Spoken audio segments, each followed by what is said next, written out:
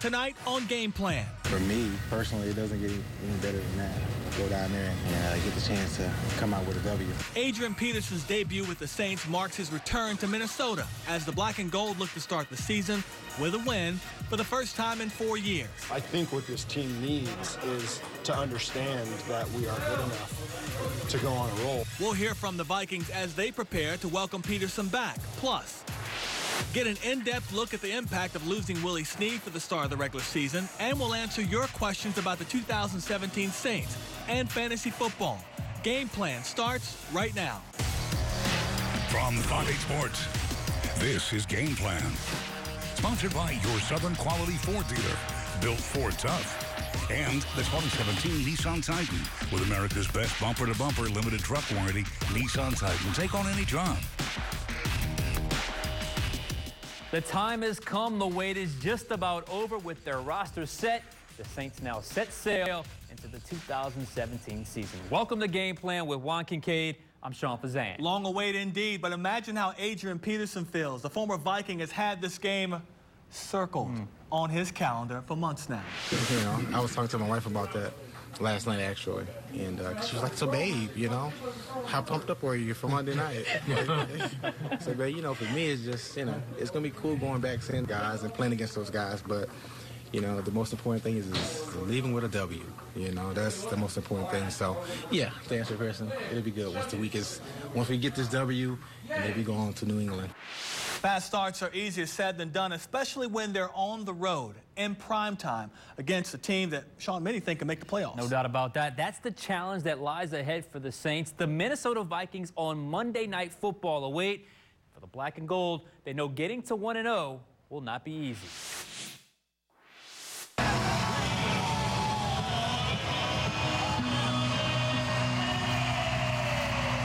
The 2017 Saints season is here. And for the first time since 2013, the Black and Gold will try to come out on top. They'll face the Minnesota Vikings, a team that many view as an up-and-comer after going 8-8 last season. They started off extremely fast last year, and then obviously, you know, we're not able to make the playoffs, but they came out of a very tough division where two other teams did make the playoffs. So we know this is going to be an extremely hard-fought, tough physical game. Offensively, Sam Bradford returns as signal caller, coming off a season where he led the NFL with a 71.6 completion percentage. Does a good job getting the ball to the backs and spreading the ball around to everybody on the offense. So I think his poise and composure and knowing where his guys are going to be. So it's going to be a challenge for us this week. He'll have Stephon Diggs, Adam Thielen, and tight end Kyle Rudolph to throw to, and dynamic rookie running back Dalvin Cook in the backfield. His biggest issue may be his offensive line, who will play together as a unit for the first time Monday night. Is that better for us? That means they don't have that chemistry set, right? At the end of the day, again, the D-line has to take advantage of what we can take advantage of. The Vikings' defense is one of the league's best. They ranked 3rd last season. Off the edge, they have one of the best young defensive ends in the game and former LSU Tiger Danielle Hunter, who had 12.5 sacks last season. In their secondary, Harrison Smith is considered one of the league's best safeties, while Xavier Rhodes has emerged as a legitimate shutdown corner. Rhodes is a top-tier cornerback. I had the chance to be with him in the Pro Bowl. Obviously, we played against him his rookie season here in 14, and just to watch his improvement and the confidence that he plays with. First of all, he's got all the traits, you know, size, speed, strength, and you know, he's arguably one of the best cornerbacks in this league. Last year, the defense finished with 27 takeaways and 4 defensive touchdowns. They do a good job of getting the ball out and takeaways, creating takeaways, creating turnovers. So we just have to do a good job at ball security. The Vikings are also young. They'll start 3 rookies against the Saints. Their average age for their starters is just 26 years old. So what you're saying, youth will be served up in Minneapolis. Youth movement indeed. All right, getting back to the Peterson returning to Minnesota, it's not only a big deal for him. Imagine how everyone back there feels about this. We know how revered he is by Vikings fans in his old locker room. Peterson's greatness was understood. In the span of one offseason, Peterson's former Viking teammates have gone from tackling him in practice to now having the game plan for him as a Saint. It's expected to be an emotional night in the Great White North, and the Vikes say they're looking forward to it, in part because of Peterson's return. Well, I hope we have a chip on our shoulder. You know, this game isn't about Adrian Peterson. It's about the Vikings and the Saints. They've got a lot of great offensive weapons, and it's and he's a great player. But this game isn't about Adrian Peterson. I mean, before when he was here, we couldn't tackle him, but now it's a must. You have to tackle him. It's going to be pretty fun. I see he's making it a big deal, but still, it's a game. We have to go out there and tackle him no matter what. Our big thing is it's going to be fun going up against Adrian. I've been known for 8 years now, but the biggest thing is going out there and beating the New Orleans Saints. Ever since the NFL decided that the Saints and Vikings were going to kick off Monday Night Football, the game has been circled on a bunch of players' schedules within these two teams. Yes, and you know what? Look, emotions are going to be high. We know that. The question is, how do the Saints take advantage of it? It's all about channeling things right now, and that's where Sean Payton comes in. He has to remind Peterson that he's not in Minnesota anymore and doesn't have to do it all. Remember, for the first time ever, the future Hall of Fame running back will have a future Hall of Fame quarterback handing him the ball. That will be something he will benefit from this year. So just be a tiny part of their success. Coming up on Game Plan, to the film lab we go, where I'll show you the impact that losing Willie Snead will have on the Saints offense. And later, Chris Hagan's extra point is a must for fantasy football preparations this season.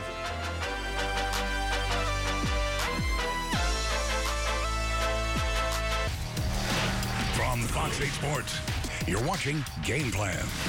Sponsored by your Southern Quality Ford dealer, built Ford tough. And the 2017 Nissan Titan, with America's best bumper-to-bumper limited truck warranty, Nissan Titan. Take on any job. It's been said many times before that Saints receivers have the seasons they have because of Drew Brees, that he makes them a much better receiver. No doubt about that. We've seen it many times over the years. Willie Snead is just the latest example. The sure-handed Snead will miss the first 3 weeks of the season. Here's what the Saints offense will miss without him. We begin with not what, but where Snead lines up. The short answer is anywhere. He is more than just a slot receiver. Against Oakland last year, Snead is lined up to the left on the outside. In that same game, he lined up on the right on the inside of a three-receiver bunch formation. He also can obviously line up in the traditional slot as well. Perhaps Snead's best quality, though, is his route running. It's how he's able to create separation without having blazing speed. Here he is against Oakland. With a linebacker matched up on him, Snead gives a head fake to the outside and hits the slant route to the inside. The defender had no chance, and it's an easy completion of 17 yards. He fooled cornerback Sean Smith on an early completion in that game when he appears to be running a deeper route, but once Smith turns his shoulders, he cuts inside for the dig route. He caught Smith again later in the game. It's the pre-snap play we showed earlier. Snead is on the left, with Smith playing off coverage. Snead sells the inside route, then hits the fade over the top for a huge gain. Snead also has an uncanny ability to locate space in zones. Against Kansas City, Snead is once again on the inside of a bunch formation. As he runs his route towards the outside, he turns upfield. As he notices the two defenders split in different directions, he sits in the zone for a big third down completion. So now you know what one of Sean Payton's biggest challenges will be this week, replacing Willie Snead's production. His absence leaves a huge hole in an offense that, if you remember, is also without its top receiver from last year in Brandon Cooks, who was traded to New England. Snead was the team's third leading receiver last season, nearly reaching 1,000 yards. But we've seen in the past that this offense finds a way to adjust to what's not there by utilizing what's still there. Brandon Coleman's been in it and seen quite a bit of action, and then of course Tommy Lee is going into his second year, hadn't had quite the exposure or the amount of snaps, but both those guys are going to play and play a lot. So I know both of them will look forward to it. They're different in their skill sets, and we've got to have the right role in place for these guys for them to have success. But I think both of them will be excited. Up next on Game Plan, we answer your questions, from the importance of a fast start to the defense's preseason momentum. We'll break it all down with the help of Josh Katzenstein from NOLA.com, the Times-Picayune.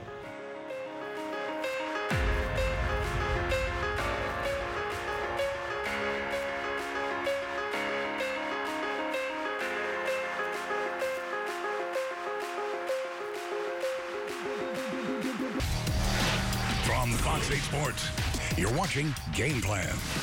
Sponsored by your Southern Quality Ford dealer, built Ford tough. And the 2017 Nissan Titan, with America's best bumper-to-bumper limited truck warranty, Nissan Titan. Take on any job. Here's Breeze looking, trying to throw, and he does over the middle. Catch made by Lance Moore for the touchdown. He's in trouble. Throws over the middle. Catch made. Sproles. Touchdown. Sproles rolls. Throws the football downfield. Caught by Moore. He's going to score. 10-5. Touchdown. Jim Henderson on the call the last time the Saints took that trip to Minnesota. 2011, a blowout that was part of an 8-game win streak to close out the regular season. Jim will be with Sean on Sunday on the final play at 10:30 to preview the season opener. Then the voice of the Saints has all of your day after perspective on Tuesday, starting with Black and Gold Rewind at 8 a.m., commentary at 5, and the Black and Gold Review Show at 10:35. All of that right here on Fox 8. Always nice to have with us Josh Cassidy from NOAA.com and the Times Picking Unit, of course, Sean Vazan. And we always talk about fast starts for this football team. If they don't do it, they don't make the playoffs. Well, if they don't start fast this time, what if they lose in Minneapolis 0-1? Is it time to jump off the ship? I think some people will say yes, but I'm going to say no because, look, obviously you want to win the first game, and for the Saints, it's huge, especially the last 3 years. You start 0-2 in 2014, 0-3 each of the last 2 seasons, and then we see, you know, all 3 of those years they fall to 7-9.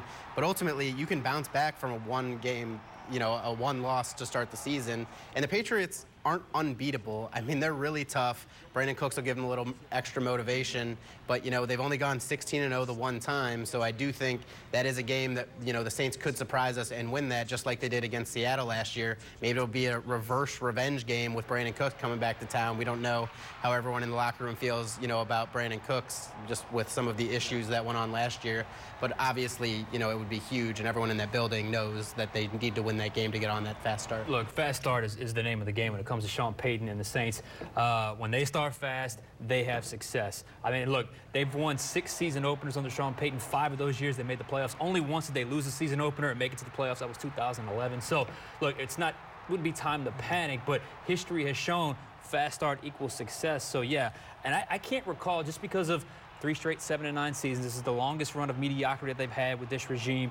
I can't recall a more urgent season opener than I feel right now. I don't know if you guys feel that right now, but it feels like they really want to get off to that 1-0 start this year. It's certainly urgent for Adrian Peterson, the newest running back on this football team. He's playing against his old team. It might be a big game for him, but how does his role change? Remain the same? It's not going to be like it was in Minneapolis. This is a quarterback-centric offense, so I don't see him getting 26, 27 carries, 150 yards, and 2 touchdowns. What I could see happening, a la Jeremy Shockey back in 2009 when they played against the New York Giants, when they got closer to the goal line, he got 2 touchdown passes. I could see that happening with Adrian Peterson. You know he wants this game. Every player that goes against his former team wants that game, but let's not kid ourselves to think all of a sudden he's going to be the bell cow to get 30, 40 carries in a game, because I don't think it's going to happen. Yeah, that's the thing. I think his role will be similar. It'll just be reduced from what it was in Minnesota, because, you know, a lot of people were saying that Adrian Peterson didn't fit in this offense, but I just think that's not true. I mean, you look at the way the Saints run the ball, they really are a power run team,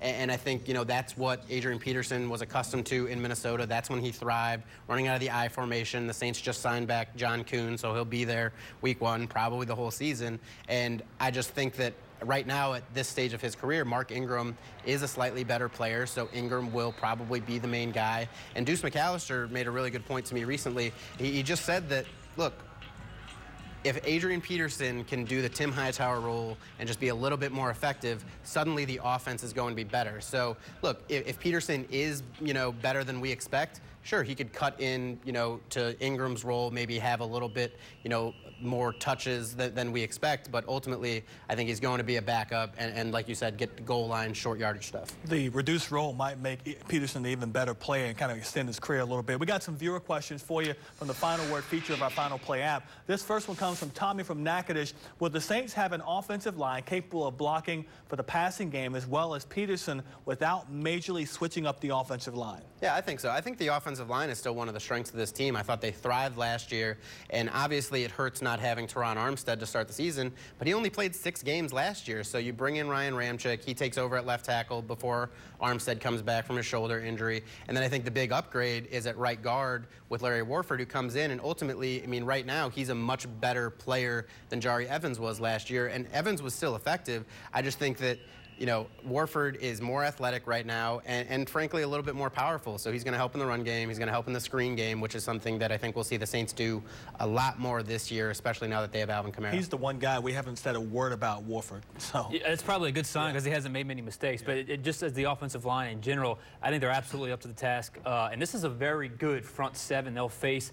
But they've been one of the bright, shining spots throughout the offseason, training camp, preseason. The one worry is, you know, rookie Ryan Ramczyk, left tackle, making his first start on the road, prime time against a very good front seven. But you can help him out if you had to with different chips from tight ends and backs and whatnot. So I think the offensive line is going to be good. Now, it's the NFL. You only can keep 53 guys, so sometimes depth at certain positions isn't always great.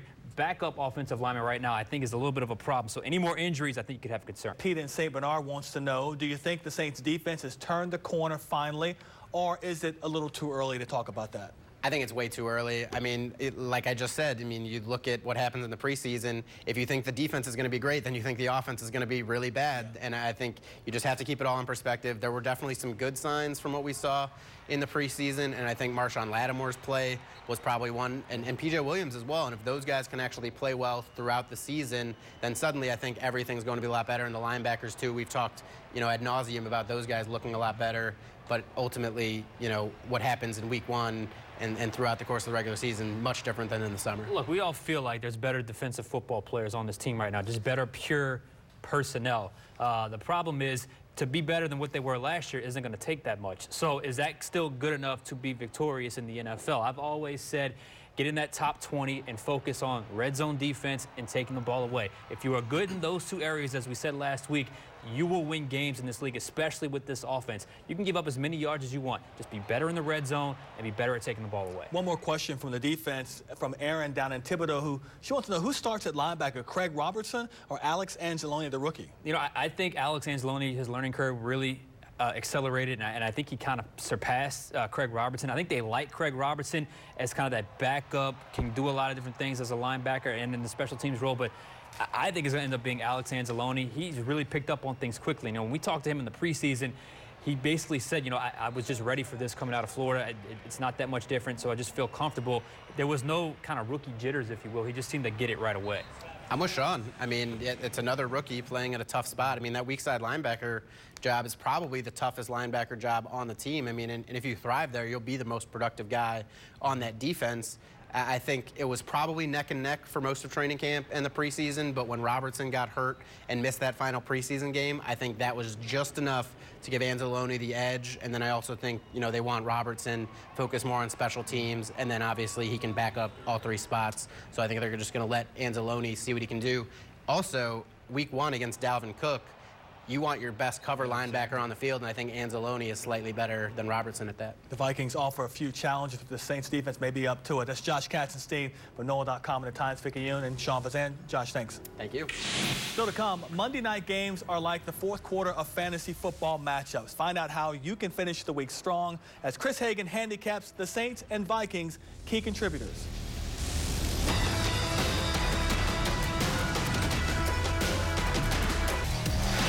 From Fox 8 Sports, you're watching Game Plan. Sponsored by your Southern Quality Ford dealer, built Ford tough. And the 2017 Nissan Titan with America's best bumper-to-bumper limited truck warranty, Nissan Titan. Take on any job. Welcome back in. Time for some keys to the game. One big question is whether or not this will be a high-scoring game that favors the Saints or a low-scoring one. That's how the Vikings like to play. Back in 2016, these teams were on the opposite ends of the spectrum for scoring and points allowed. The Saints scored just over 29 points per game, but also allowed almost that many. The Vikings had a narrow margin as well, but both their points scored and points allowed averages are right around 20. As much as the offseason appears to have changed the black and gold, you figure Drew Brees is still your best bet in a high-scoring affair. Now, a new segment on Game Plan this season. We know you're going to like it, fantasy football. No doubt about that. And it promises to give you your weekly fantasy fix. Who to start, who to sit. Chris Hagan has you covered. With the start of the new season comes a pivotal first week of fantasy football. If you have any Bucs or Dolphins players, you've already taken a hit with their game being postponed to Week 11. As for the game we're focusing on, Vikings and Saints, there are a few players that I like more than others. First of all, despite the Vikings boasting one of the league's best passing defenses from a year ago, you absolutely have to start Drew Brees. That should be obvious given where you drafted him or how much you paid for him in an auction. Second, I like Michael Thomas, maybe even more without Willie Snead, given the few more targets he's likely to get. He's the go-to target for Brees, and you can be sure that the Saints will find ways to get him the ball. Running back is where it gets trickier. Adrian Peterson seems like a must-start because of how motivated he'll be to find the end zone against his former team. But on the other hand, you know the Vikings and their defensive unit that gave up just 9 rushing touchdowns last year will be just as eager to shut him down. Personally, I lean toward Mark Ingram until proven otherwise. He's done nothing but trend upward the last 3 seasons as a top 15 fantasy football running back. As for Alvin Kamara, I'd let him sit until we have a clearer picture of how the Saints will use him. As for the Vikings offense, you probably have to start Dalvin Cook. He's a starting running back that you probably took in the first 4 rounds of your draft for a reason.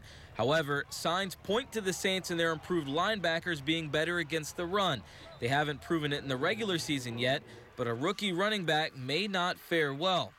Receiver, on the other hand, is where I do like the Vikings. Stephon Diggs and Adam Thielen will match up against Saints corners that are slightly more experienced than a year ago, but still not exactly a formidable bunch. Where I think Minnesota will do their best fantasy work this week is at tight end. We haven't seen a linebacker or safety yet that excels in coverage against someone like Kyle Rudolph, which could help him have a big week. He led all tight ends a year ago with 132 targets and finished 3rd with 83 receptions. Overall, it's always tough to gauge that first week, but outside of running back, it's pretty straightforward fantasy-wise for the Saints. And without Willie Snead, just maybe another solid receiver emerges and becomes this week's hot waiver wire pickup. Back to you. We've got an extra day to get you ready for the Saints and Vikings. Sean's reports on Minneapolis begin Sunday on the final play at 10:30. And then on Monday, he's going to be live at 4 and 5 o'clock from the Vikings' gorgeous new stadium leading up to kickoff, which is just after 6 o'clock. Cannot wait. And be sure to tune in for Fox 8 Football Friday at 10:35 as Chris Hagan and I take you around the state for all the great prep action here in Louisiana. Until then, thank you for watching Game Plan, and thanks to everyone here at Fox 8 for their contributions. Our next newscast is at 4:30 in the morning. Good night, everyone. Good night. From Fox 8 Sports, this has been Game Plan, sponsored by your Southern Quality Ford dealer, built Ford tough, and the 2017 Nissan Titan with America's best bumper-to-bumper limited truck warranty. Nissan Titan, take on any job.